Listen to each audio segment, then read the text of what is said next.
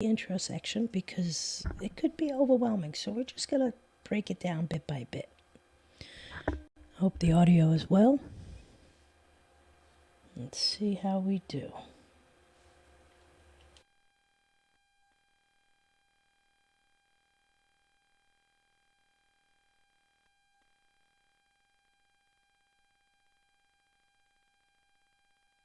This is Audible. The Books of Enoch, a complete volume containing 1 Enoch, the Ethiopic Book of Enoch, 2 Enoch, the Slavonic Secrets of Enoch, 3 Enoch, the Hebrew Book of Enoch. Written by Joseph B. Lumpkin. Narrated by Dennis Logan.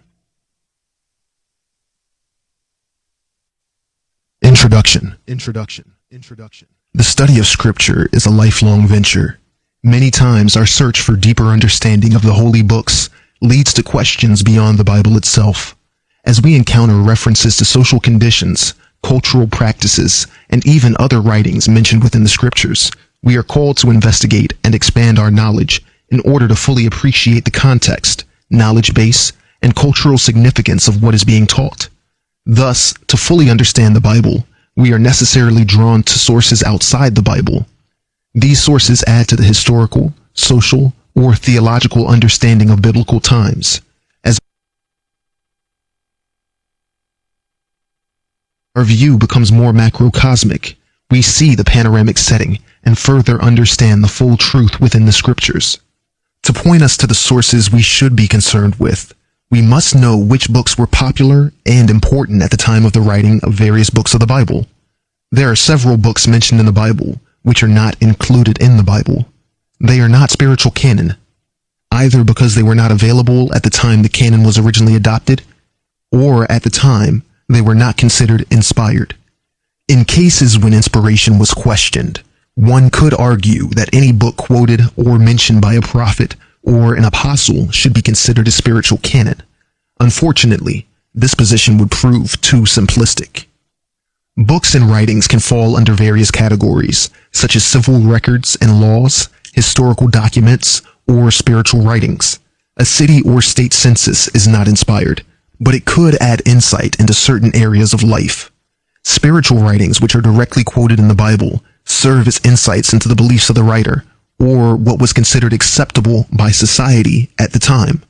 As with any new discovery, invention, or belief, the new is interpreted based upon the structure of what came before. This was the way in the first century Christian church, as beliefs were based upon the old Jewish understanding. Although one should realize pagan beliefs were also added to the church as non-Jewish populations were converted, bringing with them the foundations of their beliefs on which they interpreted Christianity. In the case of Jude, James, Paul, and others, the Jewish past was giving way to the Christian present, but their understanding and doctrine were still being influenced by what they had learned and experienced previously. It becomes obvious that to understand the Bible, one should endeavor to investigate the books and doctrines that most influenced the writers of the Bible. The Dead Sea Scrolls found in the caves of Qumran are of great interest in the venture of clarifying the history and doctrine in existence between biblical times and the fixing of canon. Many of the scrolls were penned in the 2nd century BC and were in use at least until the destruction of the Second Temple in 70 AD. Similar scrolls to those found in the 11 caves of Qumran were also found at the Masada stronghold, which fell in 73 AD. Fragments of every book of the Old Testament, except Esther, were found in the caves of Qumran, but so were many other books. Some of these books are considered to have been of equal importance and influence to the people of Qumran and to the writers and scholars of the time. Some of those studying the scrolls found in Qumran were the writers of the New Testament. Knowing this, one might ask which of the dozens of non-canonical books most influenced the writers of the New Testament. It is possible to ascertain the existence of certain influences within the Bible context by using the Bible itself. The Bible can direct us to other works in 3 ways. The work can be mentioned by name, as is the book of Jasher. The work can be quoted within the Bible text, as is the case with the book of Enoch. The existence of the work can be alluded to, as is the case of the missing letter from the Apostle Paul to the Corinthians. In the case of those books named in the Bible, one can set a list as the titles are named. The list is lengthier than one might first suspect.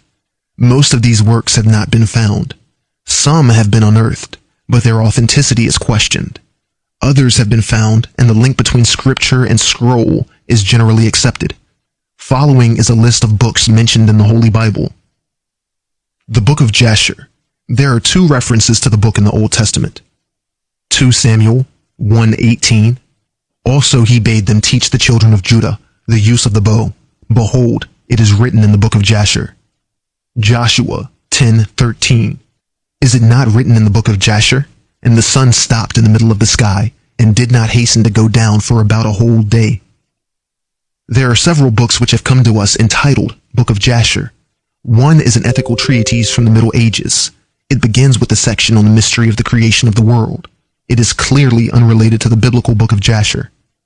Another was published in 1829, supposedly translated by Flaccus Albinus Alcuinus. It opens with the chapter 1, verse 1, reading, "While it was the beginning, darkness overspread the face of nature." It is now considered a fake. The third and most important is by Midrash, first translated into English in 1840. It opens with chapter 1, verse 1, reading, "And God said, let us make man in our image, after our likeness. And God created man in his own image." A comparison of Joshua 10:13 with Jasher 88:63-64, and 2 Samuel 1:18 with Jasher 56:9 makes it clear that this book of Jasher at least follows close enough with the Bible to be the book of Jasher mentioned in the Bible. A translation of the book of Jasher is available from Joseph Lumpkin, published by Fifth Estate. Other books mentioned by name in the Bible are the Book of Wars of the Lord. Therefore it is said in the Book of the Wars of the Lord, Numbers 21:14. The Annals of Jehu. Now the rest of the acts of Jehoshaphat, first to last, behold, they are written in the Annals of Jehu, the son of Hanani, which is recorded in the Book of the Kings of Israel. 2 Chronicles 20:34. The treatise of the Book of the Kings, as to his sons and the many oracles against him and the rebuilding of the house of God. Behold, they are written in the treatise of the Book of the Kings. Then Amaziah, his son, became king in his place. 2 Chronicles 24:27. The Book of Records, Book of the Chronicles of Ahasuerus. Now, when the plot was investigated and found to be so, they were both hanged on a gallows, and it was written in the Book of the Chronicles in the king's presence. During that night, the king could not sleep, so he gave an order to bring the Book of Records, the Chronicles, and they were read before the king. Esther 2:23 and 6:1. The Acts of Solomon. Now the rest of the Acts of Solomon and whatever he did in his wisdom, are they not written in the book of the Acts of Solomon? 1 Kings 11:41. The sayings of Haggai.